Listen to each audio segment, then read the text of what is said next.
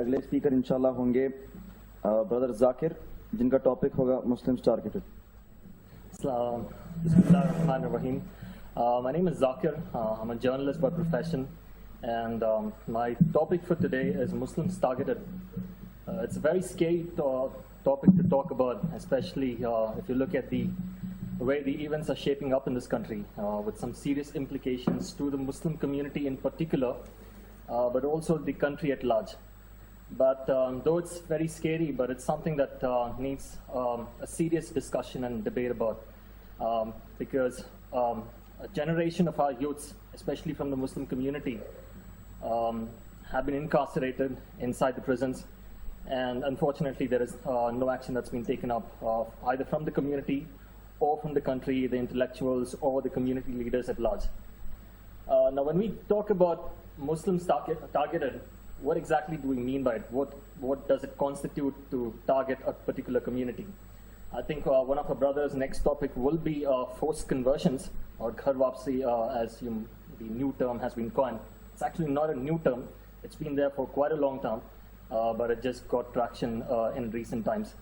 And then you have premeditated communal violence. The populist term for this is riots, but if you actually look at even a cursory glance at what we call as riots, it's not actually riots, because in riots you have two different set of people fighting each other. But if you look at any kind of so-called riots, either Gujarat or either Muzaffarnagar or anything, hundreds of riots that take place in this country, you would always see after investigation that it's always premeditated, pre-planned communal violence targeted against a particular community. And if you also look at the number of people dying and the number of the economic hit that it happens, it's always to a particular community, which is the Muslim community. That's one thing. But what my main focus in this talk is arbitrary arrest. What do we mean by arbitrary arrest? Is arresting someone on false charges or arresting people without the due, following the due process of law. So this is what arbitrary arrest is. I'll just give you a couple of examples of what I mean by arbitrary arrest. In 1998 in New Delhi, there was this young man who was arrested. His name was Muhammad Amir Khan. He was a few years in news. His age at that time was only 18 years old. And he was just going out to buy some medicine and he was arrested. Now again, the term arrested, it's actually a misnomer. If you look at the way someone gets arrested, it's almost like getting abducted. But because but most of the media houses do not term it as abduction, and it just gets through as arrest. There is no arrest that happens. It's always abduction. So this person, this young man was arrested, and there were almost like 14 to 15 cases that was slapped against him. The family was very poor. They couldn't afford a lawyer. I mean, the guy who they afforded, he couldn't actually do anything. And after some time, they couldn't even afford the lawyer. The entire society ostracized the family. They wouldn't speak to a family of a terrorist. Though the maxim is that until proven guilty, you're innocent. But what happens in our country, unfortunately, is until you're proven innocent, you're always guilty. And it's always especially true in the cases of Muslims or Dalits or other marginalized communities in the country. So he was arrested and 14, 15 charges. And his family lived in that despair and that humiliation. His father passed away by heart attack after a couple of years. And his mother, seeing his only son incarcerated, termed as a terrorist, and also seeing his her husband died of a heart attack, she lost the ability to speak. She no longer speaks. By the time Amir was released, it was almost 14 years. So he was released after 14 years. And when the investigations happened, they found not a single charge against him, not a single evidence against him. So this is one case of absolute injustice done to one particular person. And last week, or maybe 2 weeks ago, you would see the case of Liaquat Shah. He was a Kashmiri former militant. He was part of a banned outfit. But he had left it and he had come into the mainstream. And the police of Jammu and Kashmir, as well as the Chief Minister of Jammu and Kashmir, the previous one, Omar Abdullah, he was actually witness to the fact that he had left, he was no longer associated with any banned outfit. In March 2013, the Delhi police arrested Liaquat Shah, and they claimed that he was arrested in Delhi, in a hotel in Delhi, along with AK-47.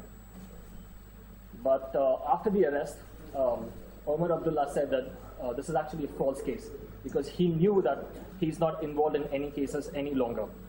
So what happened was NIA, which is National Investigating Agency, took over the case, and last week he was left. All the charges against him were found as false. In fact, in the charge sheet, they found that one Sabir Khan Pathan, he was informer in this case. He was actually involved in planting the AK-47 in that hotel. And Liaquat Shah was actually not arrested in Delhi, as claimed by the police. He was actually arrested in the Indo-China border, or Indo-Nepal border, I'm sorry. So this was, again, a deliberate case where the Delhi police, or police at large, was found planting evidences against someone who was actually not involved in anything. And then the media, again, and a media trial taking place and branding someone as a terrorist. And the recent case, what happened in Bangalore, there were 3 youths who were arrested, and there have been a couple of others who have also been detained. But Dr. Afaq, if you look at, now again, I'm not trying to tell that Dr. Afaq is innocent or he's guilty. That's not what we are trying to say. But if you analyze the circumstances in which Dr. Afaq and his cousin, as well as one of the other person who was arrested, the police claim that he was arrested when he was in his house, Dr. Afaq's house, which is in Coxtown. But when you actually talk to the parents, they say that Afaq was not arrested in his house. He was actually going out along with his cousin to a hijama. He is a doctor, an Ayurvedic homeopathic doctor, and he does a lot of hijama sessions and everything else. So when he was going to one of those sessions, he was arrested on way. And the police later claimed that they arrested him as well as his cousin in his house, and they also said that they found a lot of incriminating materials. Now, when you talk to the parents, and if you see the items that were found to be incriminating, one was a router, a Cisco router, which is very common. Most of the people nowadays have a router, a modem in their houses.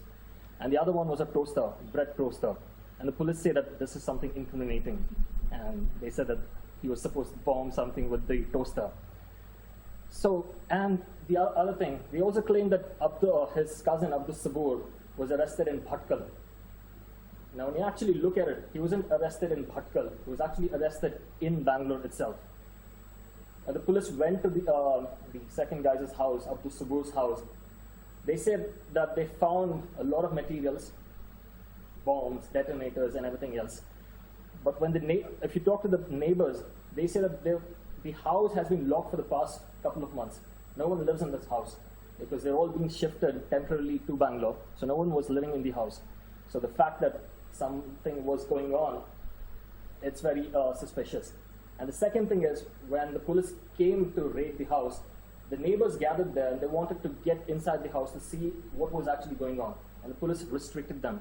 And one of the other things that the neighbors say also is that the police actually took a box inside the house and then came back after a couple of hours with claiming that they found something else. Now, this, again, I'm not telling that he was innocent or he's guilty. That's not what our concern is. Our concern basically is how the police, in a lot of cases, are deliberately planting evidences in people's houses and then claiming that these are terrorists. So that's one point of thing. If you, there was a report that was released last year, 2013, not last year, a year previously than that. It was released by PUCL, People's Union of Civil Liberties. In that, they've documented that there are almost 43 Muslim youths who have been arrested on these cases. And 43 Muslim youths. Many of these youths, some of them were arrested in 2007, some of them were arrested in 2008, and the trial has not even started yet. But they've already been branded as terrorists, and no lawyer wants to take over. And again, there is a dearth of lawyers in our community.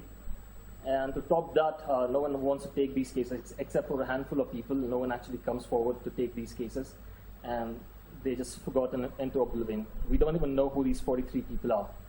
At least the one who has read the report knows, but the entire community at large, we don't talk about these guys. So our point should, so what I'm trying to getting at is that if someone is found doing something unlawful, which hurts the people, like bombing or anything, one has to be arrested. There is no doubt about that. But in taking the blanket of security, taking the blanket of national security, one cannot go ahead and plant evidences against innocent people, arrest innocent people, brand the entire community as a terrorist. And that's exactly what's been happening. So, as a community, this is something that we need to really focus on. We go to most our community leaders, which includes the politicians, the scholars, and everything. I mean, no disrespect to anyone, but the Friday khutbahs that we go to, we don't hear none of these cases being discussed. We just blank it off, telling that, oh, Muslims are being targeted, oh, there are riots against Muslims. But behind every case of Muslims being targeted, there's a human story. There's a story of Muhammad Amir Khan. There's a story of how 14 years of his were just lost.